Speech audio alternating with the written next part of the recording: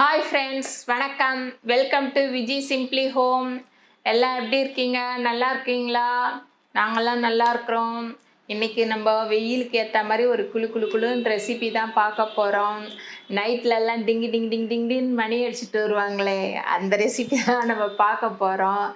இப்போது எங்கள் சேனலை சப்ஸ்கிரைப் பண்ணாதவங்க சப்ஸ்கிரைப் பண்ணுங்கள், பக்கத்தில் இருக்க பெல் பட்டன் அழுத்துங்க.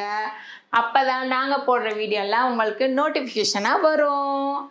இப்போ நாம் பார்க்க போகிறது பாதாம் பிஸ்தா குல்ஃபி, பாட் குல்ஃபி.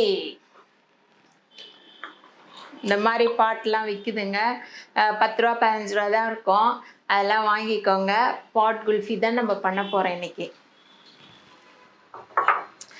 பாதாம் பிஸ்தா வச்சு பண்ண போகிறோம். அது எப்படி பண்ணலான்ட்டு பார்க்கலாம் வாங்க, ரெசிபிக்குள்ளார போகலாம். இப்போ நான் 1 லிட்டர் பால் எடுத்துருக்குறேங்க, க்ரீமி மில்க்கு. இது நான் எடுத்திருக்கேன் இந்த பச்சை கலர் ஆவின் க்ரீன் மேஜிக், இது எடுத்துருக்குறேன் 1 லிட்டரு. 10 பாதாம் சுடதண்ணில் போட்டு தோல் உரிச்சி வச்சுருக்கிறேன். பக்கத்தில் ஒரு அரை ஸ்பூன் ஏலக்காய் பொடி. அதுக்கப்புறம் பிஸ்தா. இது ட்ரை ரோஸ்ட் பண்ணி நம்ம உடைச்சிக்கலாம், உரலில் போட்டு இடிச்சிக்கலாம். இந்த கடாயில் ட்ரை ரோஸ்ட் பண்ணிடலாம். இதிலே தான் நம்ம ஐஸ்கிரீம் செய்ய போகிறோம். பிஸ்தா மட்டும் நம்ம இப்போ ட்ரை ரோஸ்ட் பண்ணிக்கலாம். அழகாக இருக்காங்க, சூப்பராக இருக்குது. பாதாம் பிஸ்தா முந்திரி இதுக்கெல்லாம் வைக்கலான்ட்டு இது வாங்கினேன், 2 இது வாங்கினேங்க. சூப்பராக இருக்குது. சும்மா லேசாக வறுத்துட்டா போதும். இதில் போட்டு உடச்சிக்கலாம். அதுக்கப்புறம் நம்ம இப்போது பால் காய்ச்ச போகிறோம். நல்லா இந்த மாதிரி நான்ஸ்டிக் இதுனா நமக்கு ஈஸியாக இருக்கும். அந்த ஏடு வர வர வர அதில் எடுத்து விட சூப்பராக இருக்கும். இப்போ நம்ம 1 லிட்டர் பால் இதில் ஊற்றிட்டோம். இது நல்லா முதல்ல பொங்கட்டும். பொங்கி அதுக்கப்புறம் இந்த 1 லிட்டர் பால் அரை லிட்டர் பால் ஆகிற வரைக்கும் நம்ம நல்லா சுண்ட காய்ச்சணும். இந்த நேரத்தில் நம்ம இந்த பிஸ்தா எல்லாம் பொடிச்சு வச்சுக்கலாம். பாதாம் மிக்சியில் போட்டு அரைச்சிக்கிறேன். விஜயகுமாரி பிடிக்காது. விஜயகுமாரி அது யாரை கூப்பிட்றான்னு தெரியல.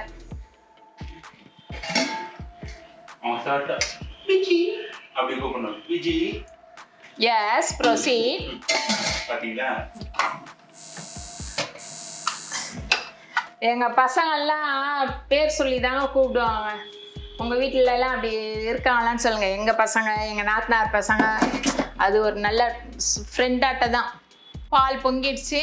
இப்போ நம்ம அதை எடுத்து விட்டு எவ்வளோ நல்ல திக்காக வர வரைக்கும் காசுற வேலை தான் நம்ம வேலைப்போம். இப்படி இந்த ஏடெல்லாம் இதில் எடுத்து இப்படி விடலாம், அப்படியே விடலாம். இதுதான் டேஸ்ட்டு. இதுக்கு 10 நிமிஷம் ஆயிருக்காங்க. இதை பாருங்க, கொஞ்சம் திக்னஸ் வந்துச்சு. இன்னும் ஒரு 10 நிமிஷம் ஆகட்டும். அரைச்சி வச்சிருக்க பாதாமும் ஏலக்காய் பொடியும் இப்போ நம்ம இந்த ஸ்டேஜில் போட்டால் தான் ஒரு 5 நிமிஷம் 10 நிமிஷம் இன்னும் நல்லா சுண்ட இதுவும் அது போய் அப்படியே ஒன்றா ஆகும். சூப்பராக இருக்கும். பாதாமும் ஏலக்காய் பொடி 2ம் சேர்த்துட்றேன். இந்த ஸ்டேஜில் நம்ம சர்க்கரை, இதுக்கு தேவையான சர்க்கரை சேர்த்துப்போம். 50 கிராம் சர்க்கரை போதுங்க. இதுக்கு நான் 10 ஸ்பூன் போட போகிறேன். 1 2 9 10 எக்ஸ்ட்ரா 1 போட்டுக்கலாம். இதை பாருங்கள் எவ்வளோ திக்காக ஆகுது பாருங்கள்.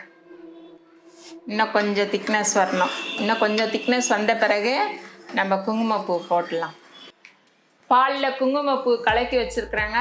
அதை நான் இப்போ இதில் போட்டுற போகிறேன், கலருக்காக. Nature colour. குங்குமப்பூ சேர்த்தாச்சு.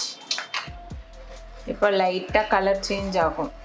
ட்ரை ரோஸ்ட் பண்ணி பொடிச்சு வச்சுருக்க பிஸ்தாவை பாதி இதில் சேர்த்துக்கலாம், மீதி பாதி மேலெல்லாம் போடுறதுக்கு தூவறதுக்கு வச்சுக்கலாம்.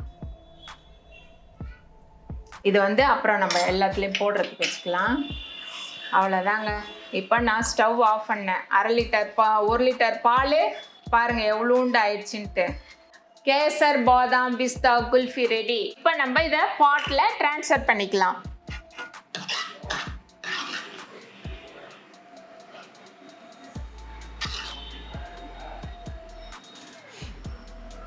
மூணு பாட்டில் வந்திருக்குங்க. நம்மக்கிட்ட மோல்டு இருக்குது. மீதியை நான் இந்த மோல்டில் ஊற்றிக்கிறேன். நம்ம 1 லிட்டர் பாலில் 3 பாட்டுக்கு வந்தது. 3 இது வந்திருக்குதுங்க மோல்டில். இதில் வந்து நம்ம இப்போ பிஸ்தாலாம் தூவிக்கலாம். இது வந்து நம்ம ஃப்ரீசரில் வச்சிடலாம். இது வந்து 8லேருந்து 12 ஹவர் நம்ம இதை அப்படியே விட்டுடணும். அப்படியே செட்டில் ஆகிடணும். செட்டில் ஆன பிறகு அது நம்ம டேஸ்ட் பார்க்கலாம் எப்படி இருக்குதுன்னு. இப்போ எடுத்துன்னு போய் ஃப்ரீசரில் கொண்டு போய் வச்சிடலாம்.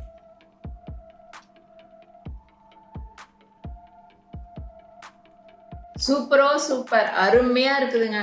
நம்ம அந்த பால் காய்ச்சின விதம், நம்ம எவ்வளோக்கு எவ்வளோ அந்த கெட்டியாக பால் காய்ச்சுறோமோ அந்த இது, அதுக்கப்புறம் குங்குமப்பூ ஃப்ளேவர், அது ஃப்ளேவர் கொடுக்குது. அதுக்கப்புறம் நம்ம பாதாம் அரைச்சி போட்ட பாதாம் வந்து நெருன்னு அதுவும் பிஸ்தாவும் அப்படியே ஒன்றா சேர்ந்து கலந்து அவ்வளோ அருமையாக இருக்குது. இப்போ வந்து கேமராமேனு சொல்லுவார் அதை பற்றி. இந்த கன்சிஸ்டன்ஸ் தான் சூப்பர் அது மம்மி, செம்மையாக இருக்குது.